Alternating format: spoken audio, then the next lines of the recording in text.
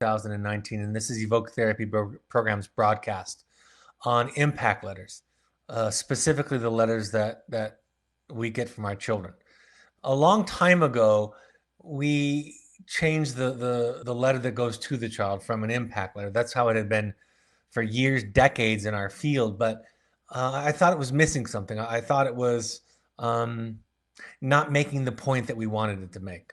That the title itself suggested that we should talk to our children that are struggling with addiction and mental health about the ways that they've impacted us. And hopefully, the thinking was, then them knowing that, then they'll change their behavior. But for years, I taught around the idea of the title, and eventually got to the point where the title just had to be discarded because it constantly still led to the idea for many people that that was the goal, to tell a child how you feel so that the child now is motivated to take care of your feelings and get better. When in reality, all of us want our children to get better, right?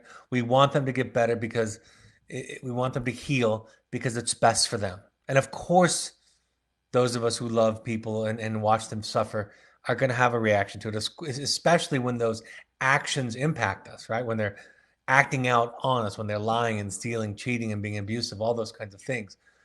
But that's still not the point, right? It would be contrary to fundamental ideas about children's development if that were the emphasis in treatment. But we kept the impact letter from the child to the parent because that's a different relationship, right? I want to be clear at the outset.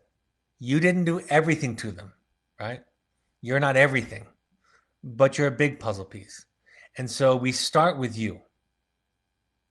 And if you develop the capacity to listen to your children's grievances, you expand your bandwidth, then they have a safe place to begin to heal. There is no treatment program in the world that I know of any kind of quality that does not include at some point the family members, loved ones of the identified patient coming into some kind of context or setting where the addict or the person struggling from mental illness is sharing things where they were hurt. And the family members, the loved ones are asked to listen. So that's where this comes from. It comes from that idea. I say try to be 100% responsible for your 2% contribution to the problem. It's grounded in the work of Alice Miller. I refer to this often. I think this is one of the most fundamental quotes when we think about our therapy. She said in the book, The Drama of the Gifted Child, experience has taught us that we have only one enduring weapon in our struggle against mental illness, the emotional discovery of the truth about the unique history of our childhood. That's it. Now, there's lots of great tools and models out there for healing and for trauma. Our peers have their say, their way with us. The school and educational system creates academic trauma, educational trauma. The culture, the media, all of that weighs on us. But we start with the usual suspects. We start with the parents. Is another way of looking at it and kind of taking some of the thing of shame away from it, because it's not that you're uniquely this way. Just because your child ends up in treatment doesn't mean that you're more codependent than the children, the parents of the children that don't end up in treatment. That's really important to understand. I see people who have children that will never end up in any kind of treatment program, and those parents are as compromised as any parent that I've ever worked with or more. But it's just that your child's symptoms require you to look at something that other people can get away with not looking at. Jamie Gill says it this way: of course, no one has come from a perfect context, whatever that might be. Therefore, each person will have dents and bruises left over from earlier experiences. It is wise to consider all dents and bruises important and worthy of compassionate understanding. So we start with you. We start with the impact letter to you as a place. And if you can tolerate it, and I hope the distance of letter writing can help you to listen and respond, I think it can be incredibly transformative for everybody. I've already talked a little bit about this. You occupy a different place in your child's mind than they occupy in yours, ideally, right? You occupy a very large space. I love this quote that I found on the internet this summer. It said, "A child that is abused by its parents doesn't stop loving its parents. It stops loving itself." Right? It's what I talk about in the journey of the heroic parent when I say it's not what your parents say to you that becomes your inner voice. It's how they think and feel about you. That's what becomes your inner voice. And if your parents are anxious, you're going to have an active inner voice, a critical, worried, self-doubting inner voice. So it's incumbent upon you then, if you're the child of that anxious parent, to go and work on it. You're the adult in the room. And I always think that when you're working with family systems, that you should find your way into the system through the most capable member of the family. So ideally, the parent is that, right? So you're going to go on the hot seat first and model it for your children. And that's how I'll talk about this later, that's how they learn accountability. And when you drop your defenses, you become safer to them. And what are defenses for? Defenses are there to protect us against a threat. And so when you become a non-threat, you become safer. And they don't require, over time, the defenses that they used to have. So you're modeling it. You know, sometimes externalizing the problem can be really helpful.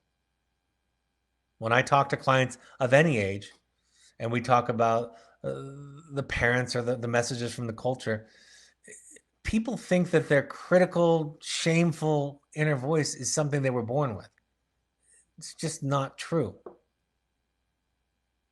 That voice came from somewhere. And finding out where that came from can help you to rid yourself of it. You can do battle, as I like to say, on the original battlefield. It validates you. You know you're not crazy or intrinsically flawed. You're just a human being who grew up around other human beings, and that left dents. Most importantly, it works. It's not common sense that we start with adolescents and young adults who are acting out. It's not common sense that we start early in the process saying, talk about how your parents hurt you. In fact, I like to move this assignment. The therapists have flexibility. I like to move this assignment way up in the treatment process. I like to do it before the letter of awareness, which focuses more on kind of surface level accountability. I think this letter and how it's written will be a better indicator of your child's accountability than the letter of awareness. Because you'll see how much they're blaming versus how much they're just sharing and connecting. So I've established why you and not them. Why do you get an impact letter and not them? But then the next question is, if we're not the cause or the cure of this, Brad, why so much about us? And like I said, we're going to start with the usual suspects. Mom and dad. Even though we know all of those other suspects that we've described earlier, schools and teachers and peers and media, we know that they have their way with us also. But we're going to start with the parents. I talk to you because you're the only one you can control. You know, I say something in essence to the children very similar, which is don't plan on your parents changing. You're going to have to figure out to work on yourself. Now, I hope every parent experiences wonderful healing and change throughout this process. I absolutely hope that. I spend my days working toward that, doing these broadcasts and going to meetings and writing our parent curriculum. But at the end of the day, I say the same thing to the child that I say to you, which is you kind of got to focus on your change. That's not exclusive, by the way, of saying that's how they hurt me. And I'll talk about that as we go along a little farther. Attachment of primary caregivers is what has the most impact on the child's brain. Even outsized traumas are processed differently based on the quality of attachment that the parent has with the child. That's very important. My research that I did during my doctoral dissertation was to look at childhood trauma and to see if there was anything that mitigated it. And it was this one factor. The one largest factor was the identification of a consistent person in my childhood, somebody that was there for me and somebody who saw me. If that element was present, I have less difficulties, less of a trauma response. I have better relationships with other people if that was present consistently. And just one. And it's ideal that we have more than one, right? But that goes to the point that some of you will have, which is, what if my partner isn't motivated to do this work? It still will make a difference.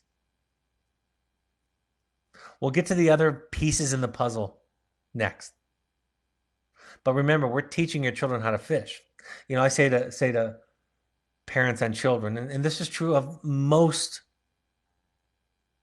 of our clients, the worst, most painful things in life haven't happened to you yet. It's not true of everybody, but for most people, it's true.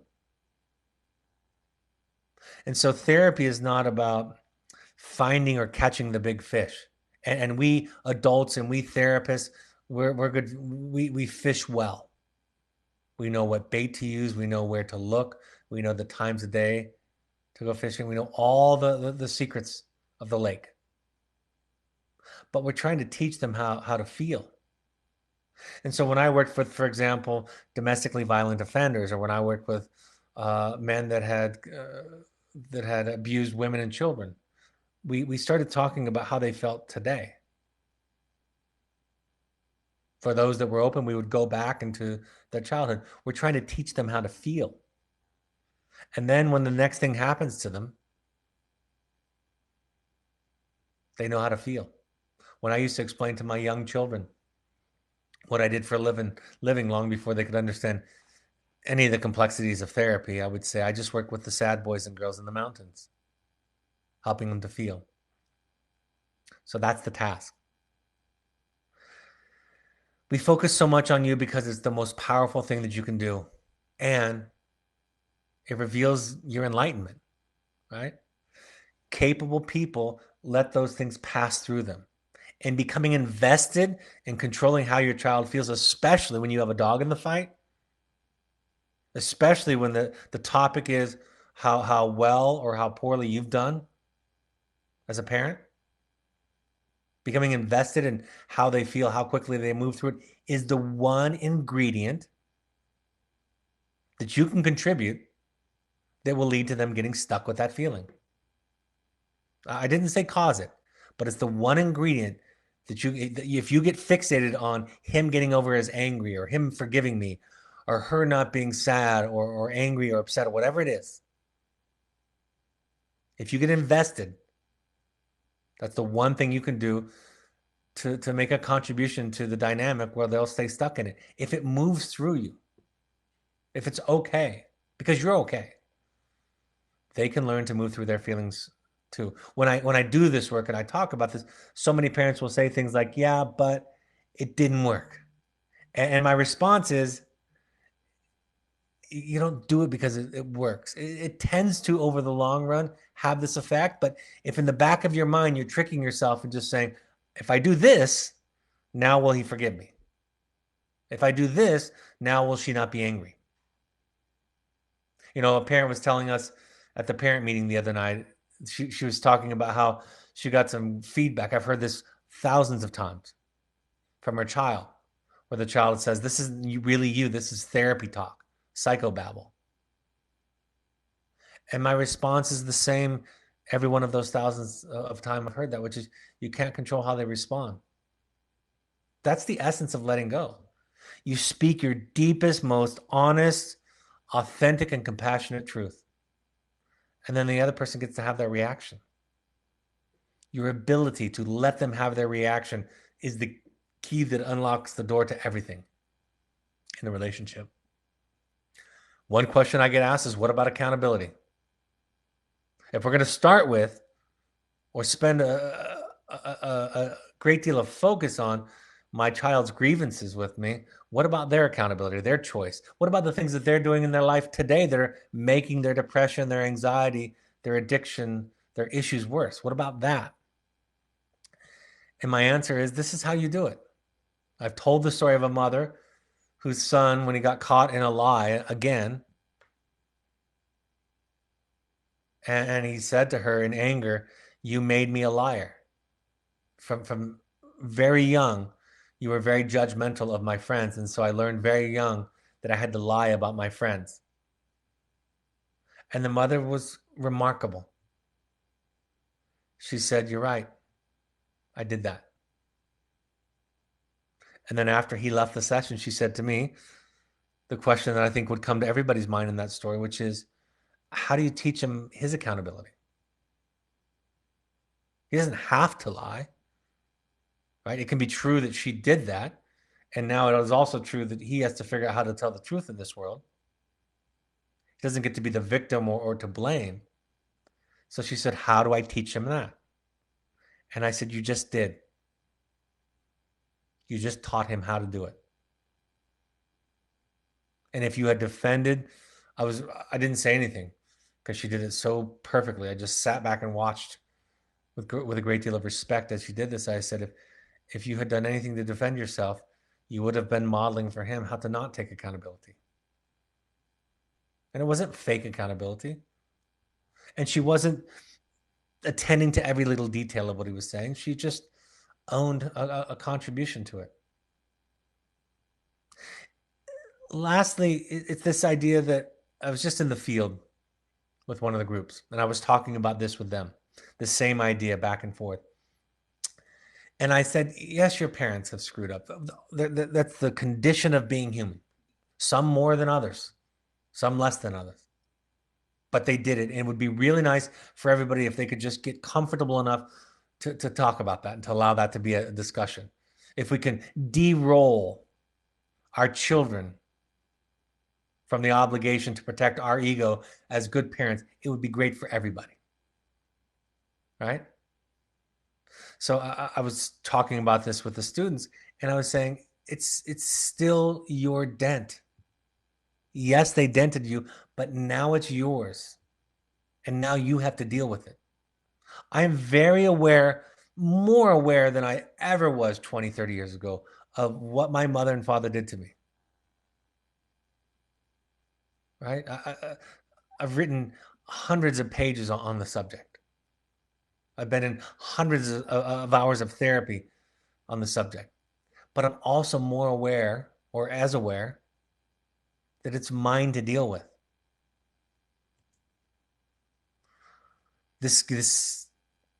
I wanted to say that some of this stuff tonight, like a lot of the stuff that I teach, is for you to know and not to say. You don't say it. You just know it and live by it. And here's another quote from Jamie Gill about these dents.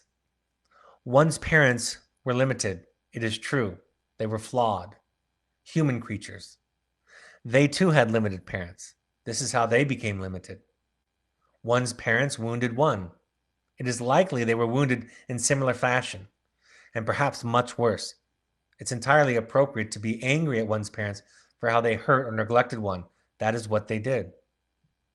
The wound, however, is mine. I am the one they wounded. And since the wounding is mine, it is my issue to deal with, not theirs. If I don't deal with it, I am the one who will be compromised, not them.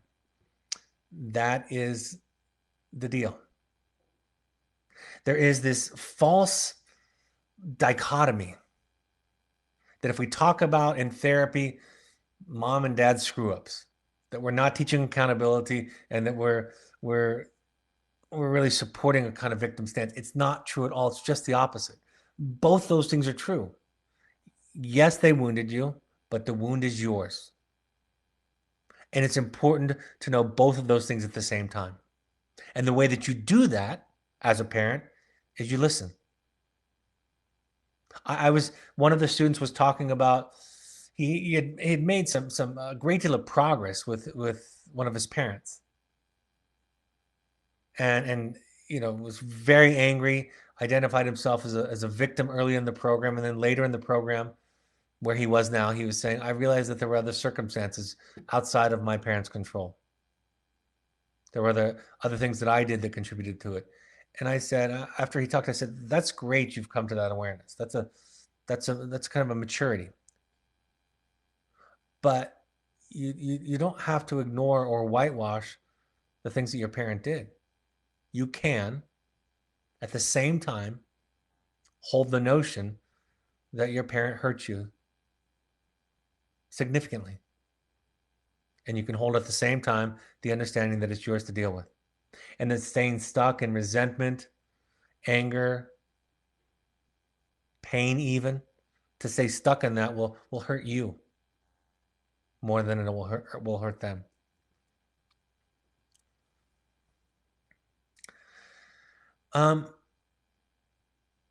I talked about this. I alluded to this just moments ago.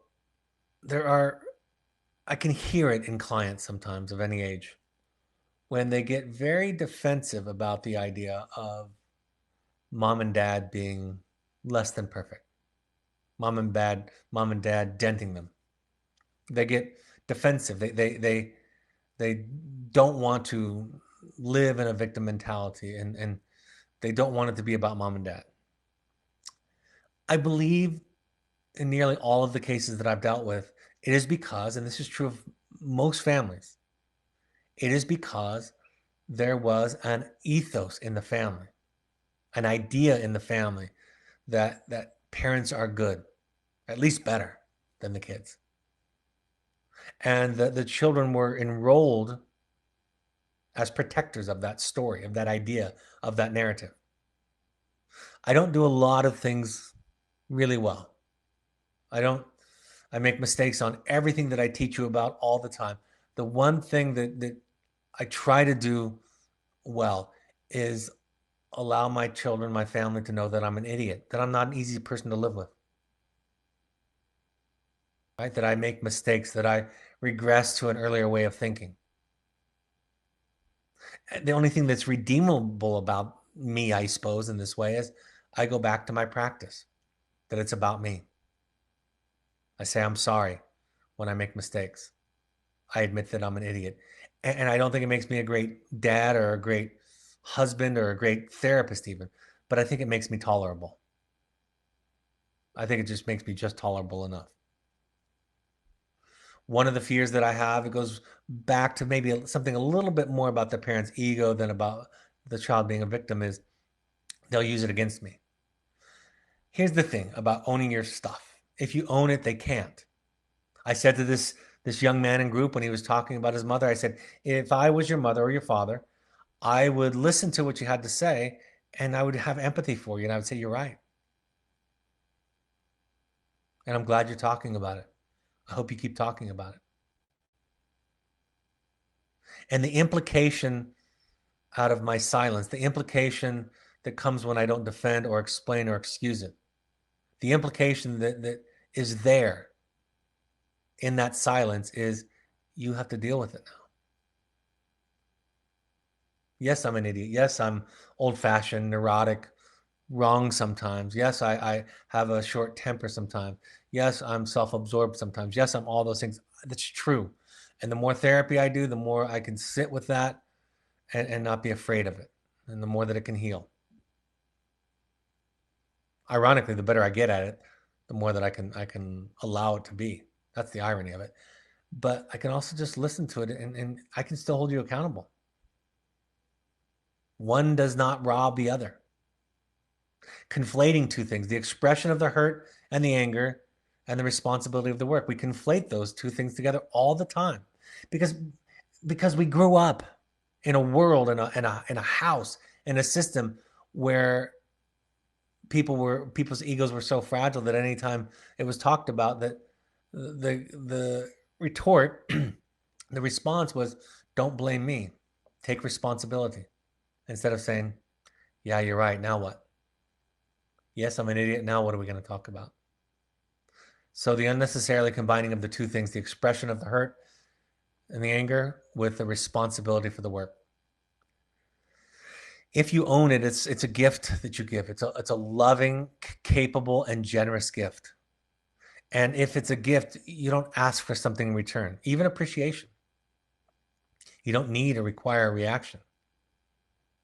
It doesn't compromise yourself. It doesn't make you smaller. It makes you larger. Everybody within the sound of my voice, live or recorded, has an experience in their life many times over when in a conflict in a relationship, the other person apologizes finally after a while.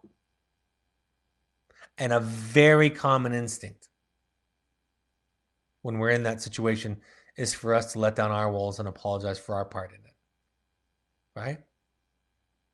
We all know what that feels like. That's what this is like in a much bigger and broader sense. Making it spoken, right? The hurts and the wounds and the dents, making it spoken, making it overt and spoken doesn't increase the power. It decreases it. I used to say, let's make a list. One of the assignments, let's make a list of all the ways that the parents are compromised. And let's have mom and dad start it. Write a list, mom and dad, about why it would be hard to be your child. And I don't mean a euphemistic list like I have clear boundaries and therefore it would be hard to be my child. I'm talking about the negative stuff. Write that list. And parents, how you, what could you throw in my face, basically? And parents worried about that. I said, if you state it, if you accept it, they can't use it against you, right? You're taking all the power out of it. Doesn't it reinforce the victim stance? That theme has already come through tonight. The simple answer is no. Listening and containing, which is the therapeutic term for listening with capacity. Listening and containing doesn't make it yours. It demonstrates that you are capable, that you have a healthy sense of self. It awakens them to the responsibility of who needs to do the work and the healing. Listening and containing do not rob you of your boundaries, limits, and truth. Somebody said to me the other night, and I didn't include these in the slides, but somebody said, what if I get tired of hearing it? And my response is, you can always stop. You don't have to have endless capacity. There are days when I can listen to a lot of it. There are days when I can't listen to any of it, right? Because my capacity waxes and wanes. But the important thing is that I have to own it as my capacity. It's not about them. So you get to stop it when you want. How much should you listen to your children? As much as you want and can tolerate. So you learn to listen. You thank them. You express appreciation for them sharing something that in the past probably hasn't gone very well for them. Maybe it's okay to share your initial instinct, the way that you used to think and how you used to reply, and then tell them what you're learning. I used to want to defend myself. I used to want to argue over the details. I used to just dismiss it or think that you were overreacting or being melodramatic. But now I'm just learning to listen, and it's okay. I've done enough work with my guilt and my shame where I can listen now. Don't respond with reasons or excuses. I mean, it's obvious, but we don't know that we're doing it when we're doing it. Take care of yourself. Like, I'll take care of myself. Little Johnny or Susie, I'll take care of myself. I have a therapist. I have a sponsor. I have your mother or I have your father. I can take care of myself. You don't have to do it anymore. And if I can't take it, I'll leave the conversation. Invite more of it. Add more to it. Apologize and own your limitations. Getting over your guilt and shame and separating accountability from guilt and shame. You can be accountable without guilt and shame. In fact, the less guilt and shame you have, the easier it is to be accountable. Right? That's how it works. When we keep those guilt and shame cause us to retreat, to hide, to ignore, to deny. They create the defenses, the need for the defenses. When guilt and shame, when we have some success in our battle against guilt and shame, we don't need the defense anymore because the threat is gone. So we learn to listen to our shortcomings, our faults, our mistakes. And by the way, I wrote this the other day in writing my book.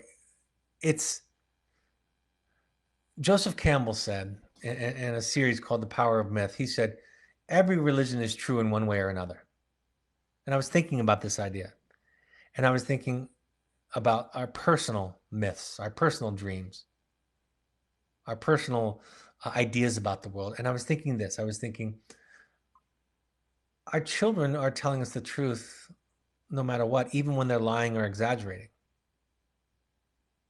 The trick is that's important. If you think about it this way, the way that Campbell was explaining it, then our children are telling us the truth even when they're lying. Their lying or their exaggerations, their misrepresentations are them trying to express something. If we can develop ears to hear it, if we can get beyond ourselves and listen at a deeper level, we can hear the things that they have a difficult time expressing or accessing. So it was just kind of a metaphorical way to think about it. Think about it like your children are telling you about a dream they had about you. What feelings are they trying to express?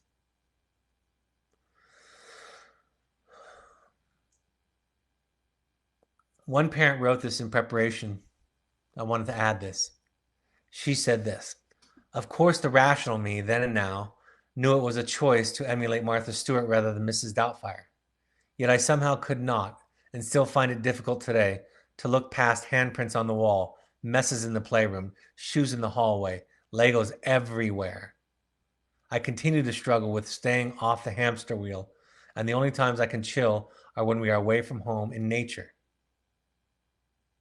I think it's one factor in the success of our visit to the program last month. I felt a peace out there in the field, away from everything and with nothing to distract us, that I have rarely felt before. I realized that I need help in confronting this behavior as part of the wraparound services. I am planning to find a therapist for me. As Brad, the owner of Evoke, said in one of his videos, my serenity is my responsibility. A hope inside of my control is that I can live by that, and that the work we've done, the webinars and reading and additional support we are putting in place, will help me be a better and more chill parent. I asked for permission to share that because I thought it was a great example of a transformation, of an evolution that is anything but common sense, right?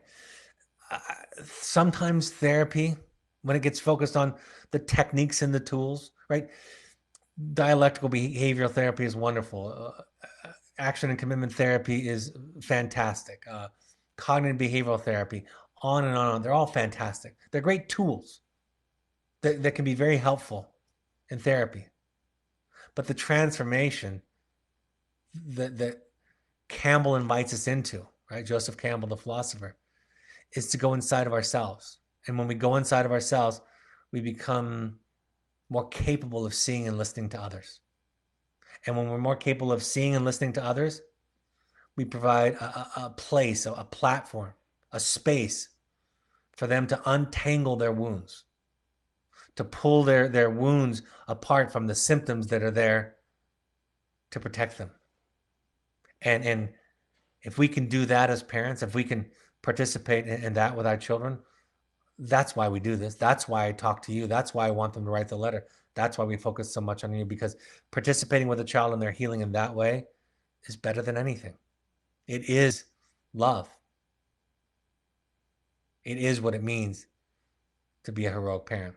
So I wanted to share that with you tonight because a therapist had asked. And so when you get your impact letter from your child, if you haven't gotten it and you're getting a ways in the program, nudge your therapist about it, right? Poke them. This is an important assignment. If I only had one assignment, that's a ridiculous idea. But if I only had one assignment in the entire program, it would be this one. And there's not a close second, actually. So that's how important it is. And children are reluctant. They're reluctant that it's going to go poorly. They're reluctant that they're going to be told that they're blaming and they're being a victim. They're going to have that old speech and lecture back. That in some sense, their parent is going to be overtly or covertly hurt too much by it. And if the hurt is overt, then the parent will get defensive. And if the hurt is covert, then the parent will retreat, go inside of themselves. So that's what we have for tonight. I'm happy to take any live questions if there are any. Let me go through the upcoming announcements, and then you can submit your questions to Lindsay and she can pass them on. I will be in the Bay Area on September 16th at 7 to 9 p.m. I will be in London on October 6th from 4 to 6 p.m. at the Gielgud Theater. I'll be in Chicago on October 27th.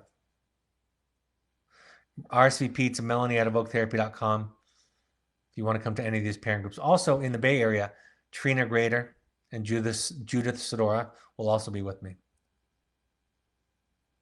If you want to do a deep dive into this work, if you want to develop the capacities that I've described here today, come to a Finding You. I think it's the most important thing you can do, first of all, for yourself. That's an easy thing to say.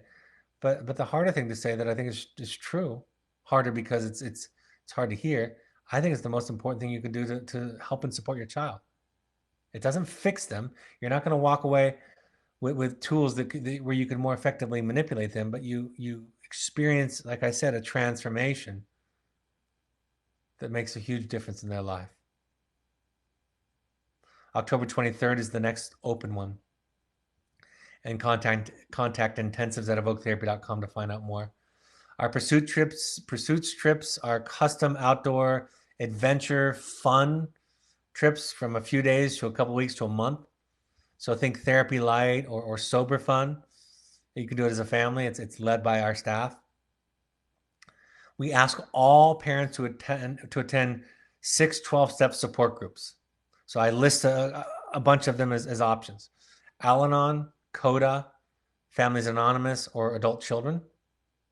If you want to look at how you were parented, you can go to that one. Alateen is for teenagers. Refuge Recovery is a source you can go to where they have support groups that are less based on, they're not the 12 steps. It's a Buddhist-inspired recovery program, less focused on a higher power. You can also go to the National Alliance on Mental Illness for classes, support, and resources in your area that are free. Follow us on social media for updates, inspiration, links to invitations, links to blog articles. All of these podcasts are available on your iPhone, iOS device using the podcast app, or on an Android device using the SoundCloud app. You can also go to soundcloud.com. Follow us on Twitter and Instagram. Find the Evoke Therapy programs page using the handle @EvokeTherapy, or the Summit Lodge Instagram account or Twitter account, Instagram account only, using @Evoke Summit Lodge. On Facebook, you can find us by searching Evoke Therapy programs. The Alumni Foundation, a group of parents created to help people that can't afford therapy. You can go find that on Facebook by searching Evoke Family Foundation. And then, of course, our blog on our website has a constant stream of new information, new content. My book, The Journey of the Heroic Parent, is available on Amazon. You can buy it through the Alumni Foundation book page, through the Amazon Smiles program, and a percentage of the book purchase goes to people who can't afford therapy. Have any questions come in? Let me take a look. Can you talk a little bit more about lying? Sometimes it just feels like lying, not that there's a message to hear. It is lying. I'm being metaphorical, but I'm saying that you can hear what's going on, right? You can, when somebody tells you what you want to hear, that's something to pay attention to. I met with a student recently. A parent asked me to evaluate him before he came home. So I met with him at a local treatment center here in Salt Lake, where I live. And I could hear the young man telling me everything he thought I wanted to hear. I didn't believe much of it. I didn't even weigh it very much, actually. I could just hear that. Right? I think we think most of the time that lying is about avoiding consequences, and it is in part about that. But there's also a lot of shame and fear and anxiety that contributes to lying. So that's what I mean.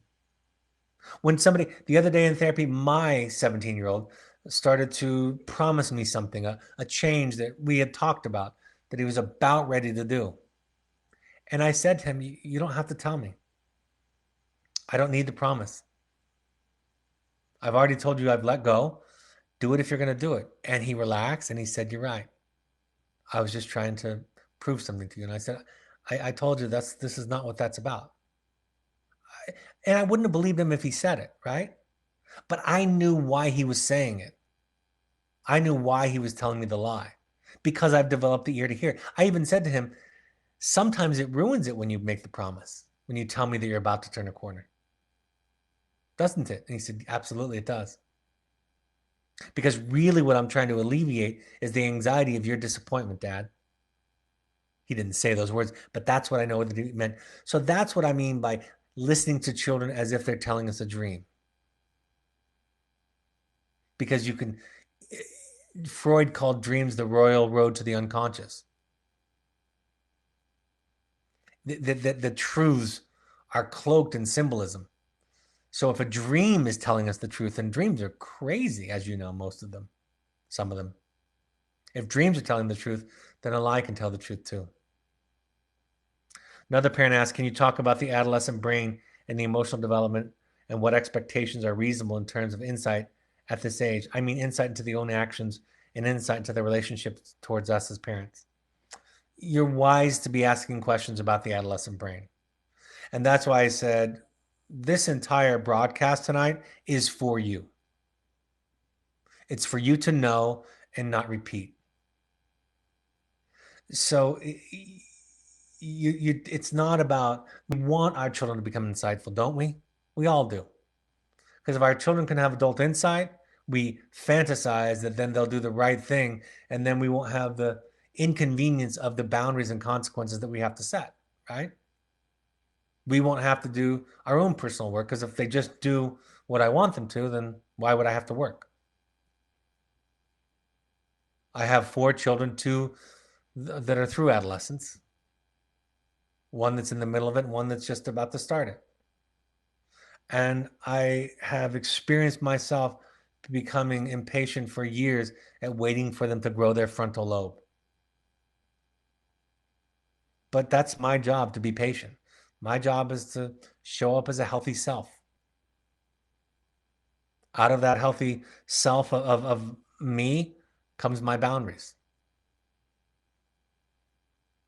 And over time, my boundaries, my way of talking, my way of being, they pass on the values, the ideas, the lessons that I'm intending.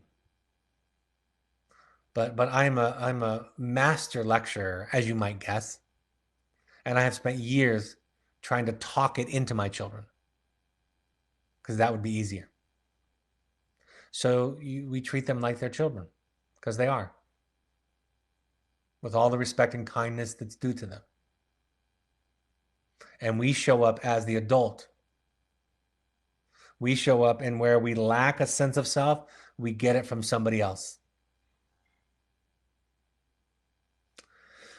Someone writes in, thank you so much for sharing this topic tonight. It will be a webinar I will listen to many times. Very timely for me. I'm very glad.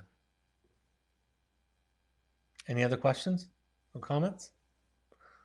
Looks like that's, someone writes, for some adults and children alike, saying sorry is easier than changing the behavior they are sorry for. It isn't an excuse then, no matter how sincerely it is meant, and how does that help the situation, aside from placating the recipient of the sorry? You're right. You're right about that. See, the words aren't the thing. The tools aren't the thing, right?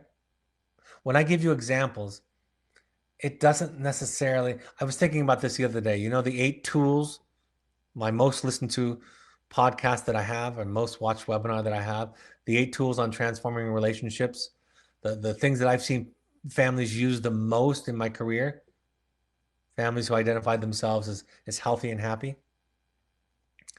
And I write about the tools, and I say tools aren't the thing, but tools can change you, right? If you practice a tool, it can change you from the outside in. Most of us imagine that change happens from the inside out, and sometimes it does. But sometimes tools can change us from the outside in. If we practice them, we can start to think differently. But what I thought the other day when I was at in-service at one of our branches, I thought I was looking at that list on a big poster board on the wall, and I thought, that's what it would sound like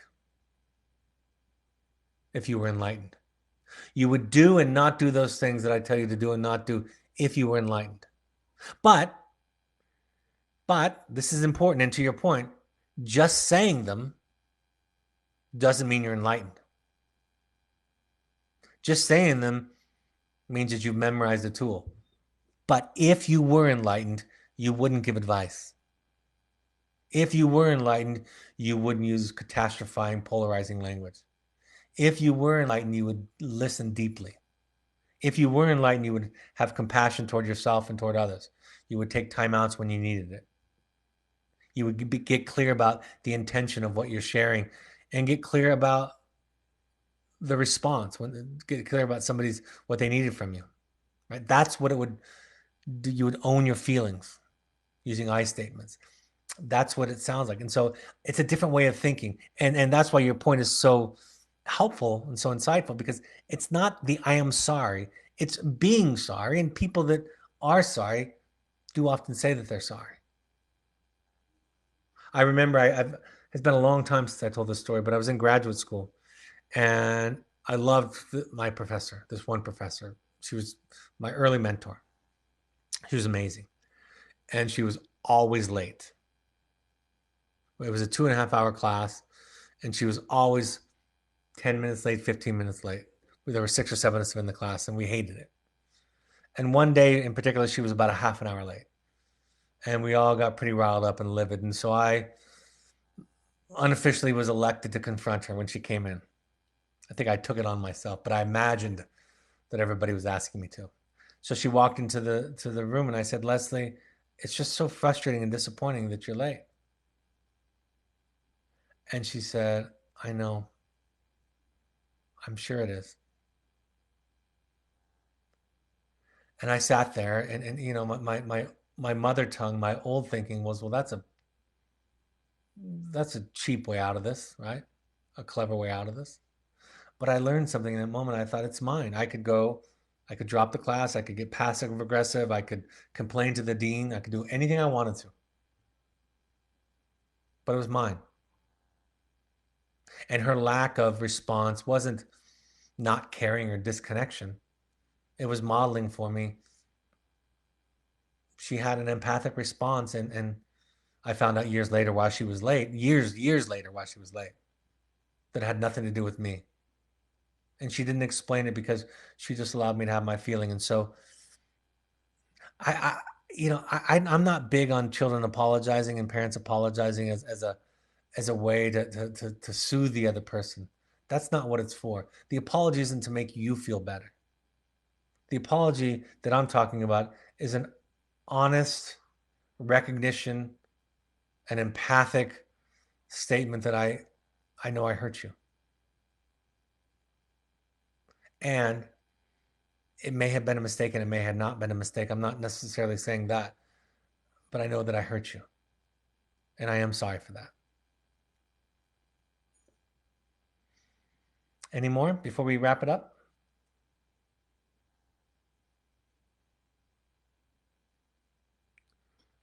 Looks like that's all for tonight. Thank you, folks, for joining me. I hope these are helpful points of contact. Next Wednesday, I'll be in the Bay Area Monday and Tuesday, but next Wednesday, a week from tonight, the 18th at 7 p.m. Mountain Time, we will talk about autism spectrum disorders. So join us for that if that interests you. Thanks for joining us. I hope this is a helpful point of contact. Thank you, for and on behalf of your child, for showing up to these, for listening, for being willing to look at yourself, look into yourself. Take care, folks. Have a great week. Bye-bye.